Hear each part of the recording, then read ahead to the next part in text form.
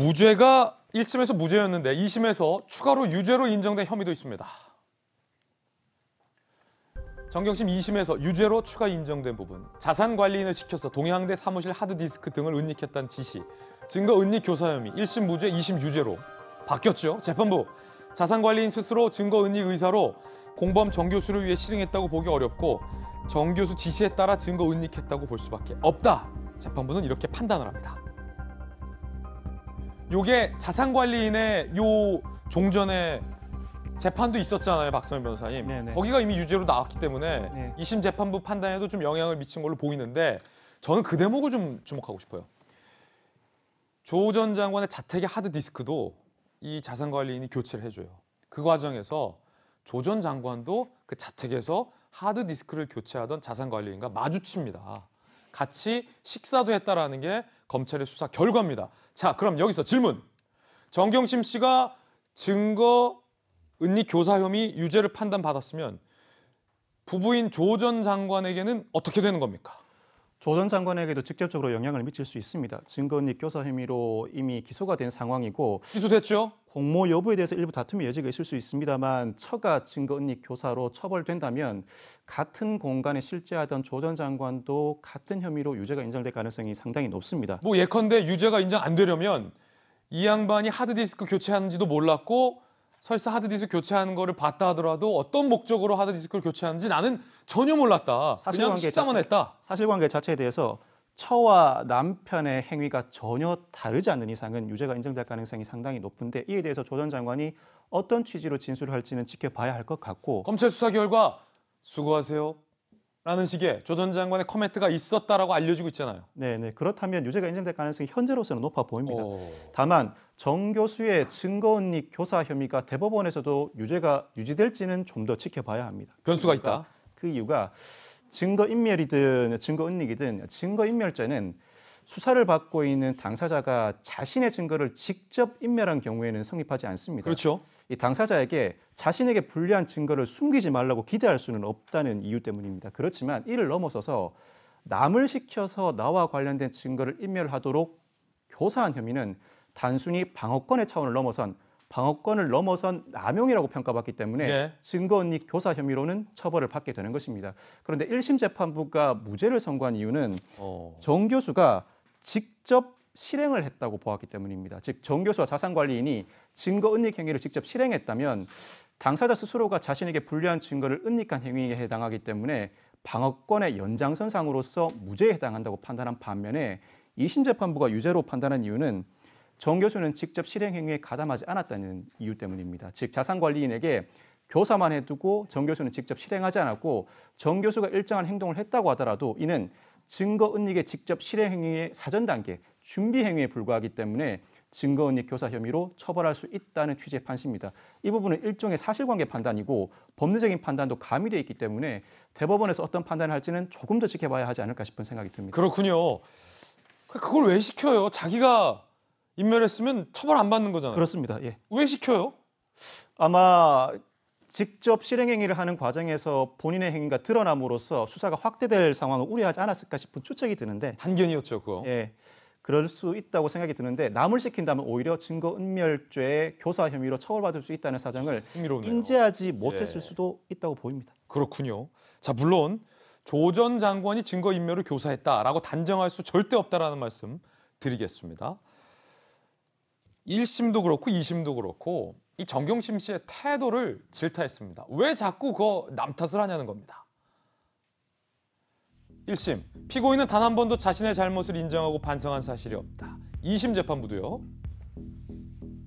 피고인은 수사 재판 과정 내내 당시 입시 제도 자체가 문제라는 태도로 범행의 본질을 흐리면서 한편으로는 선의로 사실과 다른 확인서를 작성해 줬을 사람들에게 책임을 전가했다.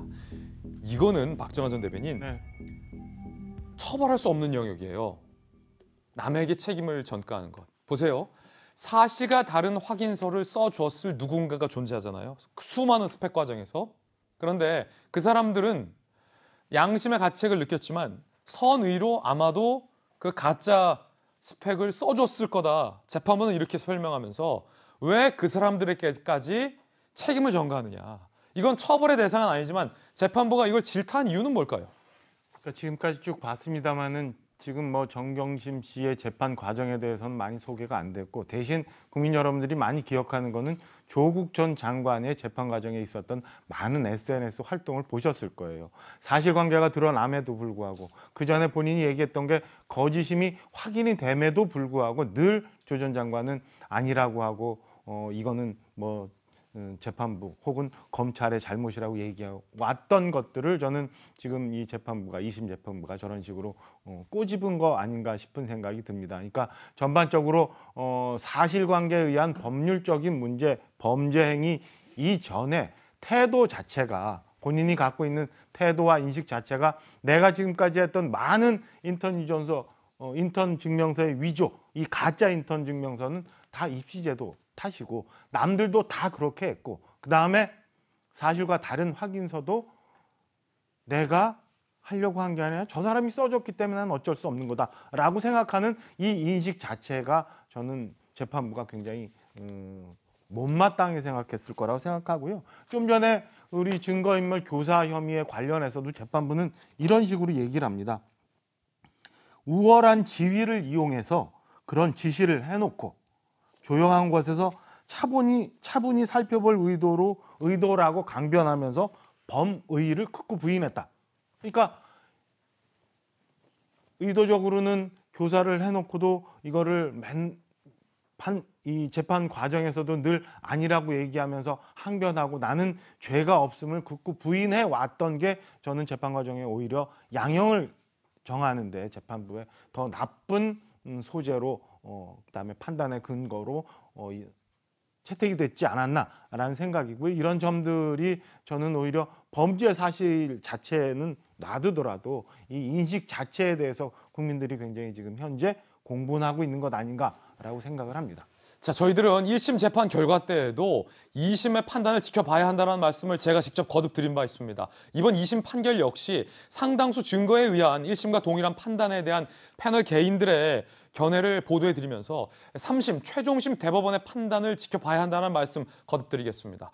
저희들은 언제나 조 전 장관, 정경심 씨의 혐의를 보도하는 과정에서 조국 전 장관과 정경심 씨의 반박과 주장에 대해서 반론권 차원에서 보장을 해왔습니다. 이번에도 조 전 장관 정경심 씨의 반박과 주장에 대해서 저희들도 적극적으로 소개를 해드리겠습니다. 국민 여러분들께서 판단을 해주시기 바라겠습니다. 이제 많은 사람들의 궁금증은 그렇다면 이 허위 스펙으로 진행된 입시 과정은 과연 어떻게 될까 관련된 질문입니다. 함께 보시죠.